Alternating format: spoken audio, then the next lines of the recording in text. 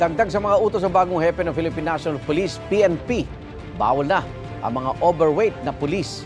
Nakakaapekto raw kasi ang pagiging mataba sa pagtugi sa mga pulis sa masamang loob. May unang balita si June Veneracion. Isa sa mga unang direktiba pag-upo sa pwesto ni PNP Chief na si Nicolas Torre III na dapat walang overweight na pulis. Ayaw niya siya nakakita ng ang taba-taba kasi kung ang role nga naman ng pulis ay tawag dito ay tumakbo, paano ka nga naman makakatakbo kung halos hindi mo na mabitbit yung sarili mo. Bago kay Torre, may mga naunang PNP Chief na rin ang nag-utos na bawal ang mataba sa hanay ng mga pulis. Pero sabi ng bagong liderato ng PNP, panahon na muling seryosohin ng mga pulis sa kanilang annual physical fitness test at disiplina sa pangangatawan, mababa o mataas man ang kanilang ranggo. Ano nga ba ang parusa sa mga pulis na hindi makakapasa sa physical fitness test o PFT?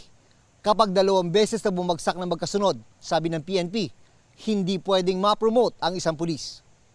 At kapag hindi na-promote, maaari itong mauwi sa pagkakaalis sa serbisyo sa pamamagitan ng tinatawag na attrition. Yung mere appearance mo na medyo malaki ka, ika nga ay halos pumuputok na yung iyong uniforme, yung physical appearance would somehow make an impression anong klaseng pulis tayo meron.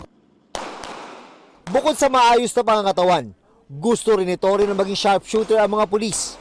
Bagaman mahigpit ang kanyang bilin, nagagamit lang ng baril bilang final option. Ang laki-laki ng target paper mo tapos nasa labas lahat ng putok mo, nagmi-miss ka, ay parang hindi naman ata katanggap-tanggap yon bilang pulis po.